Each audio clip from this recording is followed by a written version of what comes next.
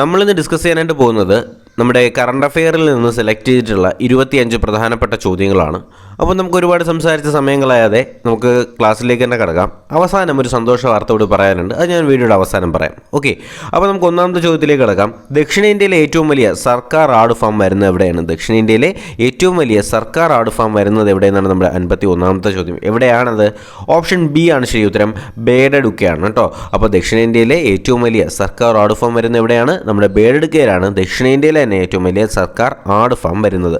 52ാമത്തെ ചോദ്യം എന്ന് പറയുന്നത് 2021 പാർലമെന്ററി പ്രിൻസിപ്പൽ സെക്രട്ടറിയായി നിയമിതനായ മലയാളി ആരാണ്? എന്താണ് ചോദ്യം? നമ്മുടെ 2021 പാർലമെന്ററി കാര്യ പ്രിൻസിപ്പൽ സെക്രട്ടറിയായി നിയമിതനായ മലയാളി ആരെന്നാണ് നമ്മുടെ ചോദ്യം. ആരാണ് അദ്ദേഹം? വളരെ മിടുക്കനായിട്ടുള്ള ഒരു IAS ഉദ്യോഗസ്ഥനാണ് അദ്ദേഹം. മാത്സ് മെയിൻ എടുത്തുകൊണ്ട് നമ്മുടെ സിവിൽ സർവീസ് എക്സാമിന് 1ാം റാങ്ക് വാങ്ങിച്ച വ്യക്തിയാണ് ആര്? നമ്മുടെ രാജു നാരായണ സ്വാമി. ഫുൾ മാർക്കായിരുന്നു ഇദ്ദേഹത്തിന് ആ സമയത്ത്. ഓക്കെ, അപ്പോൾ 2021 പാർലമെന്ററി കാര്യ പ്രിൻസിപ്പൽ സെക്രട്ടറിയായി നിയമിതനായ മലയാളിയാണ് രാജു നാരായണ സ്വാമി. ഓക്കെ അല്ലേ? 53ാമത്തെ ചോദ്യം. ഗ്രാമീണ പ്രദേശങ്ങളിൽ എല്ലാ വീടുകളിലും കുടിവെള്ള ലഭ്യത ഉറപ്പുവരുത്താനായിട്ട് ഹർ ഘർ പാനി ഹർ ഘർ സഫായി പദ്ധതി ആരംഭിച്ച സംസ്ഥാനം ഏതാണ്? എന്താണ്? ഗ്രാമീണ പ്രദേശങ്ങളിൽ എല്ലാ വീടുകളിലും കുടിവെള്ള ലഭ്യത ഉറപ്പുവരുത്താൻ ഹർ ഘർ പാനി ഹർ ഘർ സഫായി പദ്ധതി ആരംഭിച്ച സംസ്ഥാനം ഏതെന്ന് ചോദിക്കുകയാണെങ്കിൽ ഏതാണ്? ഓപ്ഷൻ സി ആണ് ശരി ഉത്തരം, പഞ്ചാബാണ്. അപ്പോൾ പഞ്ചാബാണ് എല്ലാ വീടുകളിലും ഗ്രാമപ്രദേശങ്ങളിലെ എല്ലാ വീടുകളിലും ജലലഭ്യത ഉറപ്പുവരുത്തുന്നതിനായിട്ട് ഹർ ഘർ പാനി ഹർ ഘർ സഫായി എന്ന് പറയുന്ന പ്രോഗ്രാം ആരംഭിച്ചത് പഞ്ചാബാണെന്ന് അറിഞ്ഞിരിക്കുക. 54ാമത്തെ ചോദ്യം. ഇന്ത്യയിലെ ഏറ്റവും പ്രായം കുറഞ്ഞ വനിതാ പൈലറ്റ് ആരാണ്? ഇന്ത്യയിലെ ഏറ്റവും പ്രായം കുറഞ്ഞ വനിതാ പൈലറ്റ് ആരെന്നാണ് നമ്മുടെ 54ാമത്തെ ചോദ്യം. ആരാണ്? ഓപ്ഷൻ എ ആണ് ശരി ഉത്തരം, ഐഷ അസീസ് ആണ്. ഇന്ത്യയിലെ ഏറ്റവും പ്രായം കുറഞ്ഞ വനിതാ പൈലറ്റാണ് ഐഷ അസീസ്, സംശയമില്ലല്ലോ. 55ാമത്തെ ചോദ്യം. ഏഷ്യ പസഫിക് മേഖലയിലെ സ്റ്റാർട്ടപ്പുകളുടെ ഉന്നമനത്തിനായിട്ട് ഗൂഗിൾ ആരംഭിച്ച പുതിയ പദ്ധതിയുടെ പേരെന്താണ്? എന്താണ് ചോദ്യം? ഏഷ്യ പസഫിക് മേഖലയിലെ സ്റ്റാർട്ടപ്പുകളുടെ ഉന്നമനത്തിനായി ഗൂഗിൾ ആരംഭിച്ച പുതിയ പദ്ധതിയുടെ പേരാണ് സ്റ്റാർട്ടപ്പ് സ്കൂള്. എന്താണ്? ഓപ്ഷൻ ബി ആണ് ശരി ഉത്തരം. അപ്പോൾ ഏഷ്യ പസഫിക് മേഖലയിലെ സ്റ്റാർട്ടപ്പുകളുടെ ഉന്നമനത്തിനായിട്ട് ഗൂഗിൾ ആരംഭിച്ച പദ്ധതിയുടെ പേരാണ് സ്റ്റാർട്ടപ്പ് സ്കൂളുകൾ. ഓക്കെ, അപ്പോൾ 56ാമത്തെ ചോദ്യത്തിലേക്ക് കടക്കുന്നതിന് മുന്നേ ചാനൽ കാണുന്ന ആരെങ്കിലും ഇതുവരെ ചാനൽ സബ്സ്ക്രൈബ് ചെയ്യാതെയോ വീഡിയോ ലൈക്ക് ചെയ്യാതെ കാണുന്നവരുണ്ടെങ്കിൽ തീർച്ചയായിട്ടും ചെയ്യുക. നിങ്ങളുടെ സുഹൃത്തുക്കളിലേക്ക് കൂടി എത്തിച്ചു കൊടുക്കാനായിട്ട് മറക്കരുത്. കാരണം നിങ്ങളുടെ സപ്പോർട്ട് ഉണ്ടെങ്കിൽ മാത്രമേ നമുക്ക് മുന്നോട്ട് പോകാനായിട്ട് കഴിയത്തുള്ളൂ. 56ാമത്തെ ചോദ്യത്തിലേക്ക് നമുക്ക് കിടക്കാം. ഇന്ത്യയിൽ ആദ്യമായിട്ട് ഈ ക്യാബിനറ്റ് സംവിധാനം ആരംഭിച്ച സംസ്ഥാനം ഏതാണ്? ഇന്ത്യയിൽ ആദ്യമായിട്ട് ഈ ക്യാബിനറ്റ് സംവിധാനം ആരംഭിച്ച സംസ്ഥാനം ഏതെന്ന് ചോദിച്ചുള്ളത് ഏതാണ്? ഓപ്ഷൻ സി ആണ് ശരി ഉത്തരം, ഹിമാചൽ പ്രദേശാണ്. അപ്പോൾ ഇന്ത്യയിൽ ആദ്യമായിട്ട് ഈ ക്യാബിനറ്റ് സംവിധാനം ആരംഭിച്ച സംസ്ഥാനം ഹിമാചൽ പ്രദേശാണെന്ന് അറിഞ്ഞിരിക്കുക. 57ാമത്തെ ചോദ്യം. ഇന്ത്യയിലെ 51ാം കടുവാ സങ്കേതം ഏതാണ്? ഇന്ത്യയിലെ 51ാമത്തെ കടുവാ സങ്കേതം ഏതെന്നാണ് നമ്മുടെ 57ാമത്തെ ചോദ്യം. ഏതാണത്? മേഘമലയാണ് കേട്ടോ. മേഘമലയാണ് ഇന്ത്യയിലെ 51ാമത്തെ കടുവ സങ്കേതമാണ് മേഘമലയെന്ന് അറിഞ്ഞിരിക്കുക. 58ാമത്തെ ചോദ്യത്തിലേക്ക് കിടക്കുകയാണ്. ഇൻ്റർനെറ്റിൻ്റെ സുരക്ഷിതമായ ഉപയോഗത്തെക്കുറിച്ച് വിദ്യാർത്ഥികളിൽ അവബോധം സൃഷ്ടിക്കാനുള്ള കേരള സർക്കാരിൻ്റെ ഡിജിറ്റൽ മീഡിയ ലിറ്ററസി ക്യാമ്പയിൻ്റെ പേരെന്താണ്? എന്താണ് ചോദ്യം? ഇൻ്റർനെറ്റിൻ്റെ സുരക്ഷിതമായ ഉപയോഗത്തെക്കുറിച്ച് വിദ്യാർത്ഥികളിൽ അവബോധം സൃഷ്ടിക്കാനായിട്ടുള്ള കേരള സർക്കാരിൻ്റെ ഡിജിറ്റൽ മീഡിയ ലിറ്ററസി ക്യാമ്പയിൻ്റെ പേര് എന്തെന്നാണ് നമ്മുടെ 58ാമത്തെ ചോദ്യം. ഓക്കെ, ശരി ഉത്തരം കണ്ടെത്താനായിട്ട് കഴിഞ്ഞിട്ടുണ്ടെങ്കിൽ ഓപ്ഷൻ ഡി ആണ് ശരി ഉത്തരം, സത്യമേവ ജയതേ എന്നാണ് കേട്ടോ. അപ്പോൾ ഇൻ്റർനെറ്റിൻ്റെ സുരക്ഷിതമായ ഉപയോഗത്തെക്കുറിച്ചുള്ള അവബോധം വിദ്യാർത്ഥികളിൽ എത്തിക്കുന്നതിനായിട്ട് കേരള സർക്കാർ ആരംഭിച്ചിട്ടുള്ള ഡിജിറ്റൽ മീഡിയ ലിറ്ററസി ക്യാമ്പയിനാണ് സത്യമേവ ജയതേ. ഓക്കെ അല്ലേ? 59ാമത്തെ ചോദ്യം. ഇക്കൂട്ടത്തിൽ ആരുടെ പുസ്തകമാണ് നിയമവാഴ്ച? എന്താണ്? ഇതിനകത്ത് ഓപ്ഷൻസ് കൊടുത്തിട്ടില്ല കേട്ടോ. അപ്പോൾ ഇതിൽ നിയമവാഴ്ച എന്ന് പറയുന്നത് ആരുടെ പുസ്തകമാണെന്നാണ് നമ്മുടെ 59ാമത്തെ ചോദ്യം. അപ്പോൾ ഇതിനകത്ത് കൊടുത്തിട്ടുള്ള വ്യക്തികളുടെ പേര് ഞാൻ പറഞ്ഞുതരാം. ഓപ്ഷൻ എ എന്ന് പറയുന്നത് PJ ജോസഫ് ഉണ്ട്, അതേപോലെ ജോസ് കെ മാണിയുണ്ട്, രമേശ് ചെന്നിത്തലയുണ്ട്, VD സതീശനുണ്ട്. നിങ്ങളെ കൊണ്ടൊന്ന് കണ്ടെത്താനായിട്ട് കഴിയുമോ എന്നൊന്ന് ശ്രമിച്ചു നോക്കിയേ. നിയമവാഴ്ച എന്ന് പറയുന്ന പുസ്തകം ആരുടെയാണെന്നാണ് നമ്മുടെ 59ാമത്തെ ചോദ്യം. ഓക്കെ, നിങ്ങളെ കൊണ്ട് ശരി ഉത്തരം കണ്ടെത്താനായിട്ട് കഴിഞ്ഞിട്ടുണ്ടെങ്കിൽ ഞാൻ ഉത്തരം പറയട്ടല്ലോ. ആരുടെയാണ് നിയമവാഴ്ച എന്ന് പറയുന്ന പുസ്തകം? ആരുടെയാണ്? നമ്മുടെ PJ ജോസഫിൻ്റെയാണ് കേട്ടോ. PJ ജോസഫിൻ്റെയാണ്. ഓക്കെ, അപ്പോൾ PJ ജോസഫിൻ്റെയാണ് നമ്മുടെ നിയമവാഴ്ച എന്ന് പറയുന്ന പുസ്തകം. ആരുടേതാണ്? PJ ജോസഫിൻ്റെ ആണെന്ന് അറിഞ്ഞിരിക്കുക, തെറ്റിക്കരുത്. നിയമവാഴ്ച PJ ജോസഫ്. ഓക്കെ അല്ലേ? ഓക്കെ, നമുക്കടുത്ത് 60ാമത്തെ ചോദ്യത്തിലേക്ക് തന്നെ കിടക്കാം. ചുവടെ തന്നിട്ടുള്ളതിൽ ആരാണ് 2021 തമിഴ്നാട് സർക്കാരിൻ്റെ കലൈമാമണി പുരസ്കാരത്തിന് അർഹയായത്? എന്താണ് ചോദ്യം? ആരാണ് താഴെ തന്നിട്ടുള്ള വ്യക്തികളിൽ ആരാണ് 2021 നമ്മുടെ തമിഴ്നാട് സർക്കാരിൻ്റെ കലൈമാമണി പുരസ്കാരത്തിന് അർഹയായത് ആരെന്നാണ് നമ്മുടെ 60ാമത്തെ ചോദ്യം. ഓക്കെ, നിങ്ങൾക്ക് ശരി ഉത്തരം കണ്ടെത്താനായിട്ട് കഴിഞ്ഞിട്ടുണ്ടെങ്കിൽ ഓപ്ഷൻ ബി ആണ് ശരി ഉത്തരം, സുജാതയാണ് കേട്ടോ.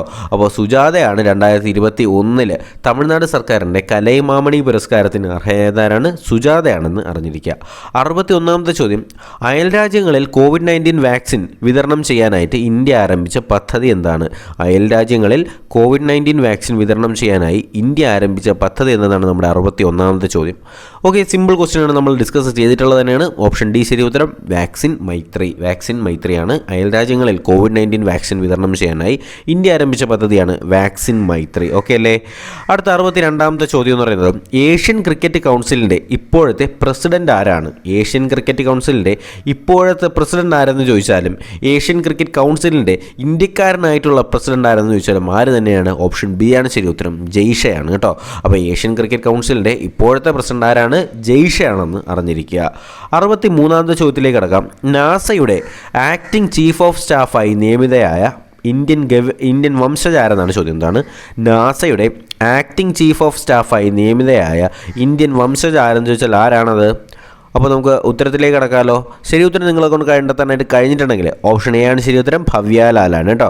അപ്പോൾ നാസയുടെ acting chief of സ്റ്റാഫായിട്ട് നിയമിതയായ Indian വംശജയാണ് ഭവ്യാലാൽ.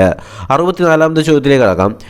Aero India വ്യോമ പ്രദർശനത്തിൻ്റെ 2021 വേദി എവിടെയെന്നാണ് ചോദ്യം. എന്താണ്? എയ്റോ ഇന്ത്യ വ്യോമ പ്രദർശനത്തിൻ്റെ 2021 വേദി എവിടെയെന്നാണ് ചോദ്യം.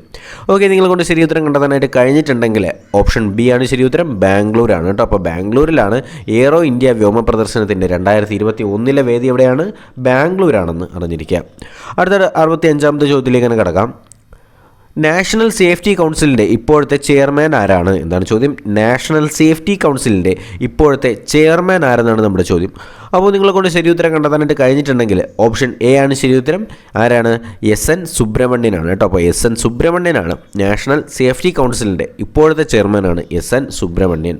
66ാമത്തെ ചോദ്യം എന്ന് പറയുന്നത്, സ്ത്രീ സുരക്ഷയ്ക്കായിട്ട് കേരള പോലീസ് പുറത്തിറക്കിയ മൊബൈൽ ആപ്ലിക്കേഷൻ ഏതാണ്? എന്താണ്? സ്ത്രീ സുരക്ഷയ്ക്കായിട്ട് കേരള പോലീസ് പുറത്തിറക്കിയ മൊബൈൽ ആപ്ലിക്കേഷൻ ഏതെന്ന് ചോദിച്ചാൽ അത് ഏതാണ്? ഓപ്ഷൻ ബി ആണ് ശരി ഉത്തരം, നിർഭയം. ഓക്കെ, അപ്പോൾ നിർഭയം എന്ന് പറയുന്ന ആപ്ലിക്കേഷനാണ് സ്ത്രീ സുരക്ഷയ്ക്കായിട്ട് കേരള പോലീസ് പുറത്തിറക്കിയ മൊബൈൽ ആപ്ലിക്കേഷനാണ് നിർഭയം. 67ാമത്തെ ചോദ്യം, ഇന്ത്യയിലെ ആദ്യ ജിയോ തെർമൽ പവർ പ്രോജക്റ്റ് വരുന്നത് എവിടെയാണ്? എന്താണ് ചോദ്യം? ഇന്ത്യയിലെ ആദ്യത്തെ ജിയോ തെർമൽ പവർ പ്രോജക്റ്റ് വരുന്നത് എവിടെയെന്ന് ചോദിച്ചാൽ അത് എവിടെയാണ്? ഓപ്ഷൻ ബി ആണ് ശരി ഉത്തരം, ലഡാക്കിലാണ്. ഓക്കെ, അപ്പോൾ ഇന്ത്യയിലെ ആദ്യത്തെ ജിയോ തെർമൽ പവർ പ്രോജക്റ്റ് വരുന്നത് എവിടെയാണ്? നമ്മുടെ ലഡാക്കിലാണെന്ന് അറിഞ്ഞിരിക്കുക. ഇന്ത്യയിലെ ആദ്യത്തെ താളിയോല രേഖാ മ്യൂസിയം വരുന്നത് എവിടെയാണ്? ഇന്ത്യയിലെ ആദ്യത്തെ താളിയോല രേഖാ മ്യൂസിയം നമ്മൾ പല വട്ടം ഡിസ്കസ് ചെയ്ത ക്വസ്റ്റ്യനാണിത്. അപ്പോൾ ഇന്ത്യയിലെ ആദ്യത്തെ താളിയോല രേഖാ മ്യൂസിയം, പുരാവസ്തു രേഖാ മ്യൂസിയം എന്നൊക്കെ ചോദിക്കുകയാണെങ്കിൽ അത് എവിടെയാണ് വരാൻ പോകുന്നത്? നമ്മുടെ തിരുവനന്തപുരത്തിലെ കാര്യവട്ടം ക്യാമ്പസിനകത്താണ് വരാൻ പോകുന്നത്. ഓക്കെ, അപ്പോൾ ഇന്ത്യയിലെ ആദ്യത്തെ താളിയോല രേഖാ മ്യൂസിയം ഒക്കെ വരുന്നത് എവിടെയാണ്? നമ്മുടെ തിരുവനന്തപുരം കാര്യവട്ടത്താണെന്ന് അറിഞ്ഞിരിക്കുക. 69ാമത്തെ ചോദ്യത്തിലേക്ക് കടക്കുകയാണ്. ടെസ്റ്റ് ക്രിക്കറ്റിൽ 200 ഇടംകയ്യൻ ബാറ്റ്സ്മാൻമാരെ പുറത്താക്കിയ ലോകത്തെ ആദ്യത്തെ ബൗളർ എന്ന നേട്ടം കൈവരിച്ചത് ആരാണ്? എന്താണ് ചോദ്യം? ടെസ്റ്റ് ക്രിക്കറ്റിൽ 200 ഇടംകയ്യൻ ബാറ്റ്സ്മാൻമാരെ പുറത്താക്കിയ ലോകത്തിലെ ആദ്യത്തെ ബൗളർ എന്ന നേട്ടം കൈവരിച്ച വ്യക്തി ആരെന്നാണ് നമ്മുടെ 69ാമത്തെ ചോദ്യം.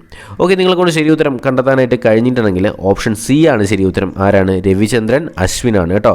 അപ്പോൾ രവിചന്ദ്രൻ അശ്വിനാണ് നമ്മുടെ ടെസ്റ്റ് ക്രിക്കറ്റിൽ 200 ഇടംകയ്യൻ ബാറ്റ്സ്മാൻമാരെ പുറത്താക്കിയ ലോകത്തെ ആദ്യ ബൗളർ എന്ന് പറയുന്ന നേട്ടം കൈവരിച്ച വ്യക്തി ആരാണ്? നമ്മുടെ രവിചന്ദ്രൻ അശ്വിനാണെന്ന് അറിഞ്ഞിരിക്കുക. അടുത്ത നമുക്ക് 70ാമത്തെ ചോദ്യത്തിലേക്ക് തന്നെ കടക്കുകയാണ്. റിലയൻസ് ഇൻഡസ്ട്രീസ് ലിമിറ്റഡിൻ്റെ നേതൃത്വത്തിൽ ലോകത്തിലെ ഏറ്റവും വലിയ മൃഗശാല വരുന്നത് എവിടെയാണ്? എന്താണ് ചോദ്യം? നമ്മുടെ റിലയൻസ് ഇൻഡസ്ട്രീസ് ലിമിറ്റഡിൻ്റെ നേതൃത്വത്തിൽ ലോകത്തിലെ ഏറ്റവും വലിയ മൃഗശാല വരുന്നത് എവിടെയെന്നാണ് നമ്മുടെ 70ാമത്തെ ചോദ്യം. ഓക്കെ, നിങ്ങളെ കൊണ്ട് ഇതിനകത്ത് നിന്ന് ശരി ഉത്തരം കണ്ടെത്താനായിട്ട് കഴിഞ്ഞിട്ടുണ്ടെങ്കിൽ ഓപ്ഷൻ ഡി ആണ് ശരി ഉത്തരം, നമ്മുടെ ജാംനഗറിലാണ് കേട്ടോ. അപ്പോൾ ജാംനഗറിലാണ് റിലയൻസ് ഇൻഡസ്ട്രീസ് ലിമിറ്റഡിൻ്റെ നേതൃത്വത്തിലുള്ള ലോകത്തിലെ ഏറ്റവും വലിയ മ്യൂസിയം വരുന്നത് എവിടെയാണ്? നമ്മുടെ ജാംനഗറിലാണെന്ന് അറിഞ്ഞിരിക്കുക. 71ാമത്തെ ചോദ്യം, ചുവടെ തന്നിട്ടുള്ളതിൽ 2021 പൊട്ടിത്തെറിച്ച ഇന്തോനേഷ്യയിലെ അഗ്നിപർവ്വതം ഏതാണ്? ഓക്കെ, അപ്പോൾ താഴെ തന്നിട്ടുള്ളതിൽ 2021 പൊട്ടിത്തെറിച്ച ഇന്തോനേഷ്യയിലെ അഗ്നിപർവ്വതം ഏതാണ്? ഇന്തോനേഷ്യയിൽ ഇടയ്ക്കിടയ്ക്ക് പൊട്ടാറുണ്ട്, അതുകൊണ്ടാണ് 2021 സ്പെസിഫൈഡ് ചെയ്ത് ചോദിച്ചിട്ടുള്ളത്. അപ്പോൾ എന്തായാലും 2021 ഇന്തോനേഷ്യയിൽ പൊട്ടിത്തെറിച്ച അഗ്നിപർവ്വതം ഏതാണ്? മൗണ്ട് മൊറാപ്പിയാണ്. നമ്മൾ ഇതും ഡിസ്കസ് ചെയ്ത ക്വസ്റ്റ്യനാണ് അല്ലേ. അപ്പോൾ മൗണ്ട് മൊറാപ്പിയാണ് 2021 ഇന്തോനേഷ്യയിൽ പൊട്ടിത്തെറിച്ച അഗ്നിപർവ്വതത്തിൻ്റെ പേര്.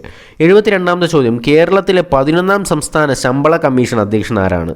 കേരളത്തിലെ 11ാം സംസ്ഥാന ശമ്പള കമ്മീഷൻ്റെ അധ്യക്ഷൻ ആരെന്നാണ് ചോദ്യം. 11ാം സംസ്ഥാന ശമ്പള കമ്മീഷൻ്റെ അധ്യക്ഷൻ ആരെന്ന് ചോദിച്ചാൽ ആരാണ് അദ്ദേഹം?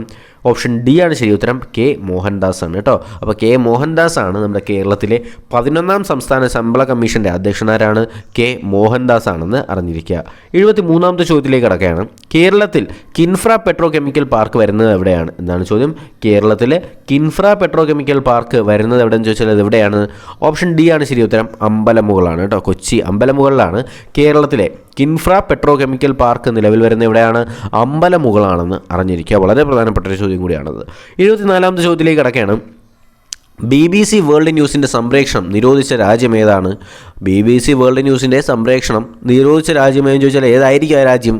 ചൈനയാണ് കേട്ടോ. അപ്പോൾ ചൈനയാണ് BBC വേൾഡ് ന്യൂസിൻ്റെ സംപ്രേഷണം നിരോധിച്ച രാജ്യമാണ് ചൈന. നമ്മുടെ COVID-19 ബന്ധപ്പെടുത്തിയിട്ട് ചൈനയ്ക്കെതിരെയൊക്കെ ന്യൂസ് വന്നിട്ടുണ്ടായിരുന്നു. അതൊക്കെ ആയിട്ട് ബന്ധപ്പെടുത്തിയിട്ടാണ് ഇപ്പോൾ BBC എന്ത് ചെയ്തിട്ടുള്ളത്? ചൈനക്കാർ ബാൻ ചെയ്തിട്ടുള്ളത്. ഓക്കെ അല്ലേ? അടുത്ത 75ാമത്തെ ചോദ്യത്തിലേക്ക് കടക്കുകയാണ്.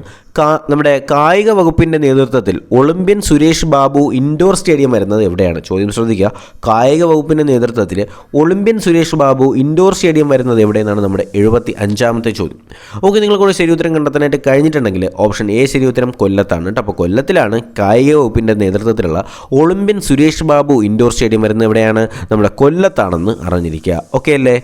അപ്പോൾ ഞാൻ നേരത്തെ പറഞ്ഞിട്ടുണ്ടായിരുന്ന ഒരു സന്തോഷ വാർത്ത പറയാനുണ്ടായിരുന്നത്, 1 വർഷം കഴിഞ്ഞിട്ടുണ്ട് നമ്മുടെ ചാനലിൽ സജീവമായ വീഡിയോ ഇട്ട് തുടങ്ങിയിട്ട് 1 വർഷം കഴിഞ്ഞിട്ടുണ്ട്.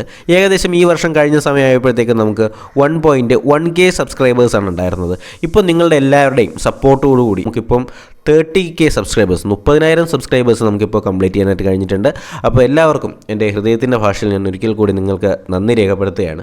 അപ്പോൾ ഞാൻ ഈ ഒരു ക്ലാസ് നിങ്ങൾക്ക് വേണ്ടി ഡെഡിക്കേറ്റ് ചെയ്തിരിക്കുകയാണ്. അതുകൊണ്ട് തന്നെ നിങ്ങൾക്ക് തീർച്ചയായിട്ടും ഈ ഒരു ക്ലാസ് ഇഷ്ടപ്പെട്ടു അല്ലെങ്കിൽ ഫലപ്രദമായി എന്ന് തോന്നുകയാണെങ്കിൽ തീർച്ചയായിട്ടും എന്ത് ചെയ്യുക? വീഡിയോ ലൈക്ക് ചെയ്യുക, ചാനൽ സബ്സ്ക്രൈബ് ചെയ്യുക, നിങ്ങളുടെ സുഹൃത്തുക്കളിലേക്ക് കൂടെ എത്തിച്ചു കൊടുക്കാനായിട്ട് മറക്കരുത്. അപ്പോൾ നമുക്ക് പുതിയൊരു വീഡിയോയും ക്ലാസ്സും ഒക്കെ ആയിട്ട് ഉടനെ തന്നെ കാണാം. അതുവരേക്കും നമുക്ക് എല്ലാവർക്കും ഗുഡ് ബൈ.